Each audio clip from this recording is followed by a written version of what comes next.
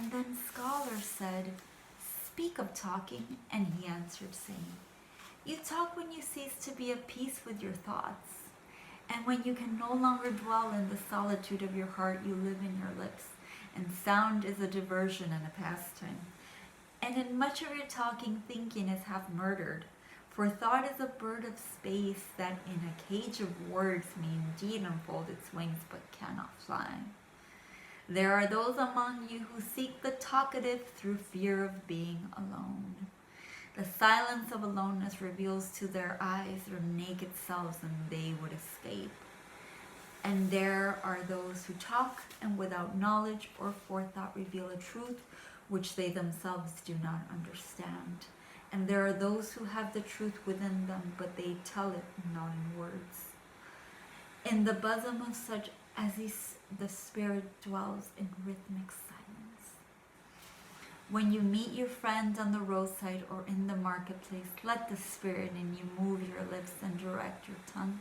Let the voice within you speak to the ear of his ear, for his soul will keep the truth of your heart as the taste of the wine is remembered, when the color is forgotten and the vessel is no more. And an astronomer said, "Master, what of time? You would measure time, the measureless and the immeasurable. You would adjust your conduct and even direct the course of your spirit according to the hours and seasons. Of time you would make a stream upon whose bank you would sit and watch its flowing. Yet the timeless in you is aware of life's timelessness and knows that yesterday is but today's memory and tomorrow is today's dream. And that which sings and contemplates in you is still dwelling within the bounds of that first moment which scatters the stars into space. Who among you does not feel that his power to love is boundless, and yet who does not feel that very love, though boundless, encompassed within the center of his being, and moving not from love to love, though not from love deeds to other love deeds? And is not time, even as love is, undivided and paceless? But if in your thought you must measure time into seasons, let each season encircle all the other seasons, and let today embrace the past with remembrance and the future with longing." And of the elders of the city said, "Speak to us of good and evil." And he said, "Of the good in you I can speak, but not of the evil. For what is evil but good tortured by its own hunger and thirst? Verily then good is hungry, it seeks food even in the dark caves, and when it thirsts it drinks even of dead waters. You are good when you are one with yourself, yet when you are not one with yourself you are not evil. For a divided house is not a den of thieves, it is only a divided house. And a ship without rudder may wander aimlessly among perilous isles, yet sink not to the bottom. You are good when you strive to give of yourself, yet you are not evil when you seek gain for yourself. For when you strive for gain, you are but a root that clings to the earth and sucks at her breath. Surely the fruit cannot say to the root, 'Be like me, ripe and full, and ever giving of your abundance.' For to the fruit giving is a need, and receiving is a need to the root. You are good when you are fully awake in your speech, yet you are not evil when you sleep while your tongue staggers without purpose. And even stumbling speech may strengthen a weak tongue. You are good when you walk to your goal firmly with your bold steps, yet you are not evil when you go thither limping. Even those who limp go not backward, but you who are strong and swift, see that you do not limp before the lame. Deem in its kindness.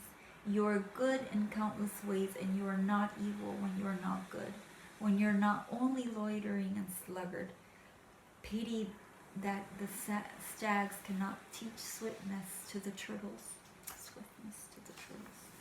In your longing for your giant self lies your goodness, and that longing is in all of you.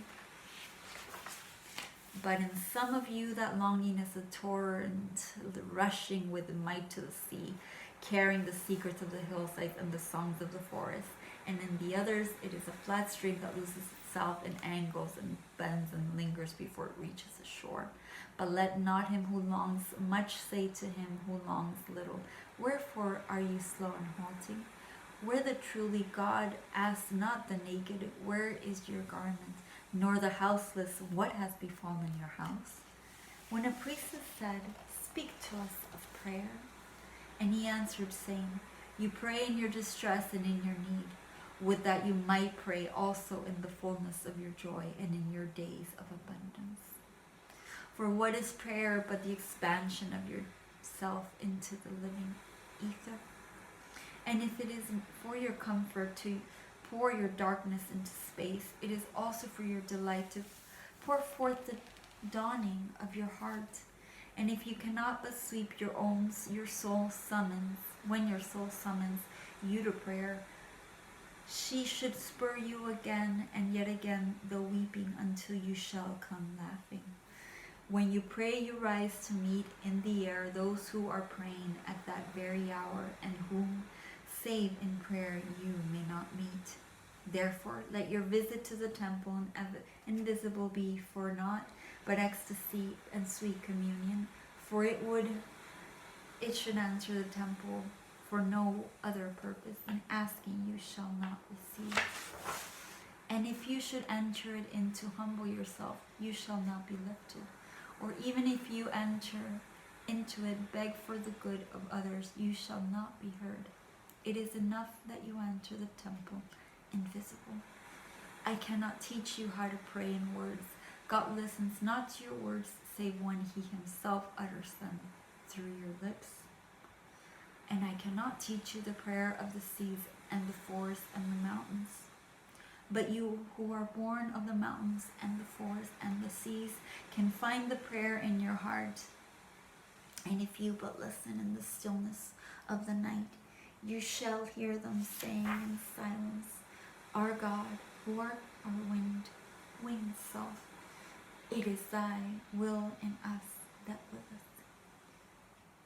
It is thy desire in us that desireth. It is thy urge in us that would turn our nights, which are thine into days which are thine also. We cannot ask thee for aught, for thou knowest our needs before they are born in us. Thou art our need, and in giving us more of thyself, thou givest us all.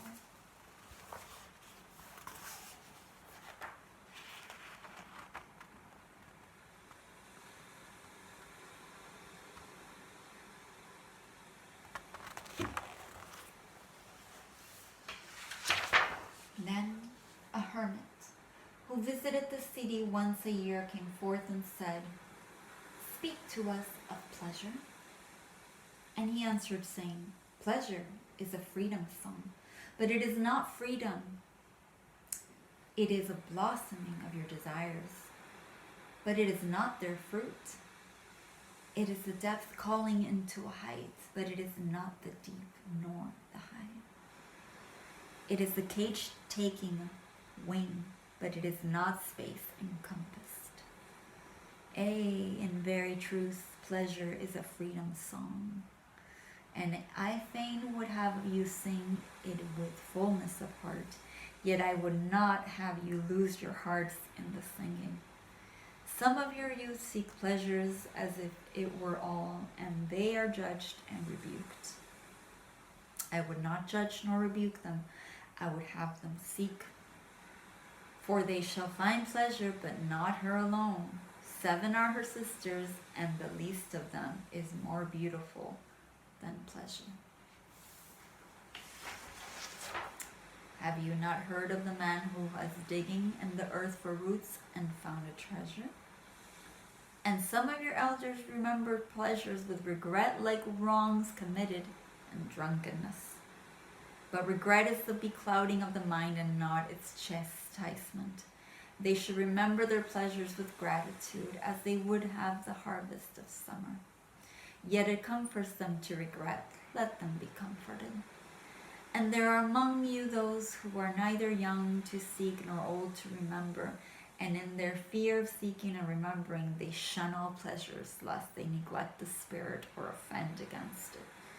But even in their foregoing is their pleasure, and thus they too find a treasure, though they dig for roots with quivering hands.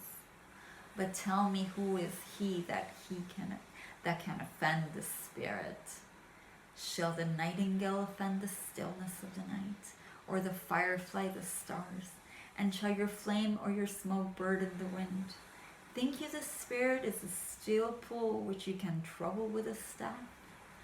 Oftentimes, in denying yourself pleasure, you do but store the desire in the recesses of your being. Who knows but that which seems omitted today waits for tomorrow? Even your body knows its heritage and its rightful need and will not be deceived. And your body is the harp of your soul, and it is yours to bring forth sweet music from it or confused sounds. And now you ask in your hearts, how shall we distinguish that which is good in pleasure from that which is not good? Go to your fields and your gardens, and you shall learn that it is pleasure of the bee to gather honey of the flower, but it is also the pleasure of the flower to yield its honey to the bee. To the bee, a flower is a fountain of life, and to the flower, a bee is the messenger of love. And to both bee and flower, the giving and receiving of pleasure is a need and ecstasy. People of Orphalese, be in your pleasures like the flowers and the bees. And the poet said, speak to us of beauty. And he answered, where shall you seek beauty?